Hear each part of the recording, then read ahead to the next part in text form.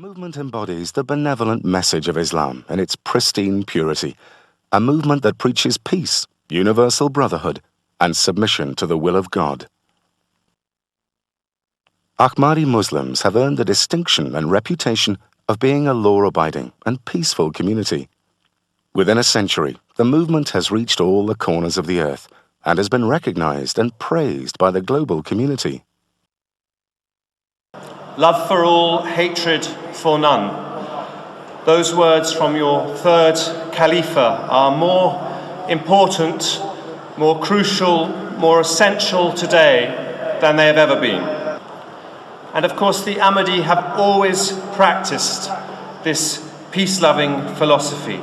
I am gladdened and inspired by the fact that the Ahmadis not only preach a message of love, friendship and understanding, but practice it fully in the way you include and invite others to share your thank you also that you have stressed the importance of showing that Islam is the religion of peace, not the religion of hate, as it was stated on the wall in the Jalsa.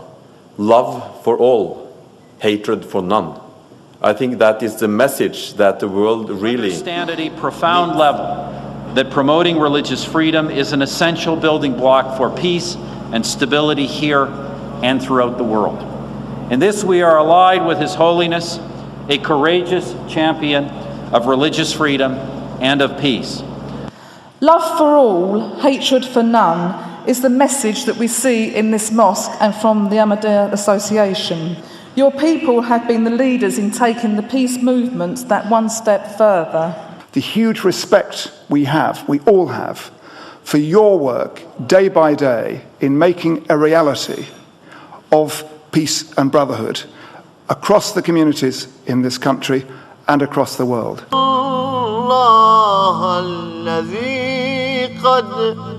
Wherever the movement has been established, it endeavors to exert a constructive influence of Islam through social projects, educational institutes, health services, Islamic publications, and the construction of mosques.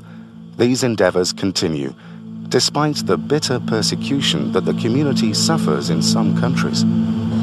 We need all the goodness we can find in today's world, and I applaud you for your contribution in Britain and worldwide to community cohesion and enjoyment of diversity that is such a precious asset. And wherever Ahmadis live in the world, you are renowned for enthusiastically participating in the larger community and peacefully living alongside people of all faiths, languages, and cultures. And I would like to pay an additional tribute to the work being done by Ahmadis in raising standards in Africa and particularly in education. Yes, Britain has welcomed the headquarters of the Ahmadis in this country, but it hasn't become something that's become, as it were, a closed sect in Britain. It's become a community that has sought to reach out to all of us. And that's very important, because the best way to break down the barriers of misunderstanding and prejudice is for that contact to happen, and I thank you for that. The Ahmadiyyan community contribute hugely to interfaith forums, to the richness of our community, and that is the same that's reflected across our nation. But what I would like to pay tribute to you as well this evening is the contribution that you make to wider society and the important charitable causes that you support, not just for your own communities, but for the wider communities. And that is to be acclaimed and that is to be applauded. The Ahmadiyya community has been a beacon.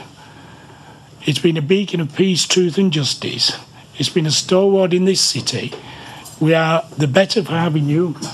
You are tremendous in adversity and in triumph.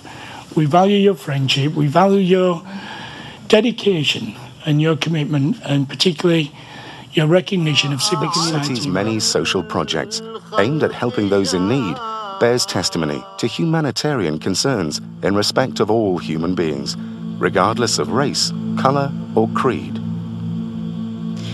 The Ahmadiyyan community have an extraordinary reputation abroad for charitable work in Africa, India, Bosnia and Indonesia, amongst other places, But note, your community here too have an extraordinary reputation. You have been generous with your time and resources, and you have made yourselves part of the wider community. The Ahmadiyya community has always been at the forefront, not only of helping their own, but actually helping within society as a whole, is one of the reasons why, if I may say to you, your presence in this country has been so beneficial to us.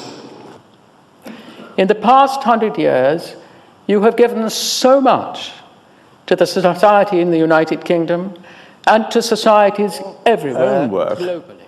Your Holiness, particularly in West Africa, is well known. And we heard just now about your attempts to bring water and energy supplies to some of the poorest communities in West Africa. Together, we should fight common enemies such as illiteracy, disease, hunger, and poverty. The Ahmadiyya mission has put structures in place towards the fight against these common enemies in order to enhance the dignity of man. The mission has been a vanguard and a partner in collaborating with government in the areas of education, health, agriculture, and human animation. The Ahmadiyya community, the mission in Sierra Leone, really they've made a pivotal contribution to the education in our country. You just have to look around wherever you are. And I have to say, Your Holiness, that I was touched by the way in which your predecessor as spiritual leader instructed your community, the Ahmadiyya community, to befriend and look after those suffering as a result of the Bosnian conflict, and I was very impressed by that. Everywhere that mankind suffers, your members have been active in bringing help and saving lives. At this pivotal point in international relations, many questions and concerns have been raised concerning the doctrines of Islam. Most have incorrectly interpreted Islam as endorsing violence and terrorism. The Ahmadiyya community has always demonstrated the spirit of tolerance, goodwill, and true brotherhood. It advocates peace, love, and understanding among followers of different faiths. It firmly believes in and acts upon Quranic teachings. It strongly rejects violence and terrorism in any form and for any reason. The movement offers a clear presentation of Islamic wisdom, philosophy, morals, and spirituality, as derived from the Holy Quran and the practice of the Holy Prophet of Islam, Muhammad. Peace and blessings of Allah be on him.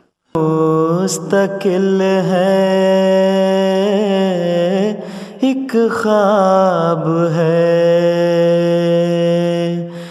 और मुस्तकिल है वो शख्स नहीं वो मेरा दिल है His Holiness Hazrat Mirza Masroor Ahmed, the present head of the community, continues in his effort to unite people from all faiths and cultures by promoting interfaith dialogue and religious freedom. He has travelled extensively to spread the message of peace and to remind everyone to respect the rights of other human beings. During these tours, His Holiness has met world leaders from the Far East to Europe, from North America to Africa, discussing the economic, social, and political problems facing the world today and how to create peace and justice in the world. He has also met religious and community leaders in order to share common values and core ideals universal to all religions and cultures, with a view to improving the moral state of mankind and creating an atmosphere of love and affection.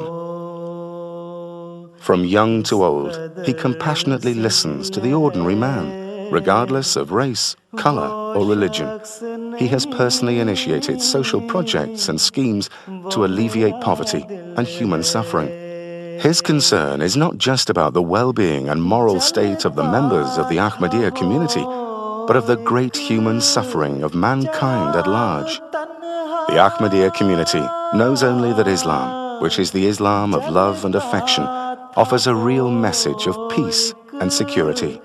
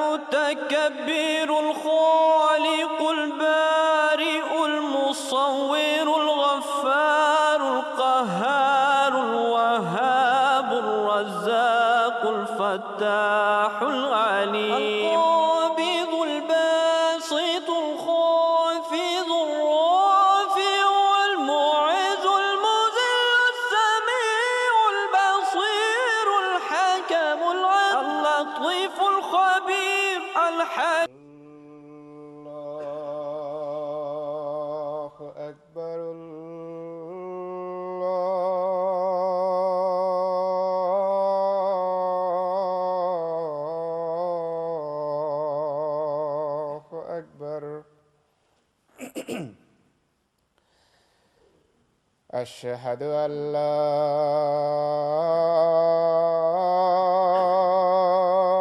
إله إلا الله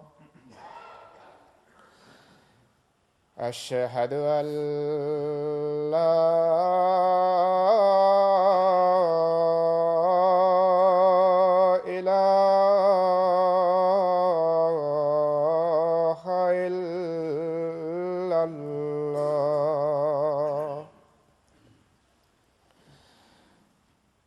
أشهد أن محمدًا رسول الله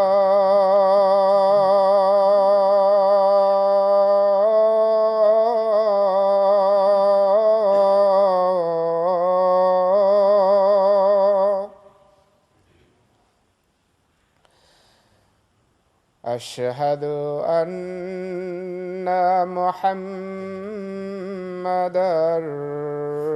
رسول الله.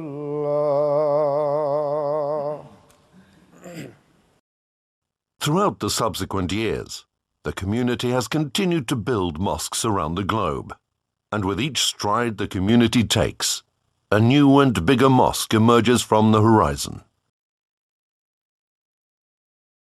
Today, London is home to the largest mosque in Western Europe. The Bait al-Fatah Mosque, with its shining minaret, opened its doors in 2003 and left the world gazing in its glory. Europe's skyline continued to be drawn with the inauguration of two magnificent and awe-inspiring mosques. On Friday, the 7th of November, His Holiness inaugurated the Al-Mahdi Mosque in Bradford, UK. Taking 2 years to complete, it cost approximately £2.5 million, all paid for by the members of the community. And Bradford is on the screens around the world as a new £2.5 million mosque is opened in the city. Masjid Al-Mahdi is one of the largest in the north. It has space for 2,000 worshippers. And Simon Meir is there for us. Simon, I'm sure there are great celebrations today. With all the dignitaries, national and international TV channels, radio stations and newspapers present on the momentous day, the inauguration of the Mubarak Mosque was headline news for all the right reasons.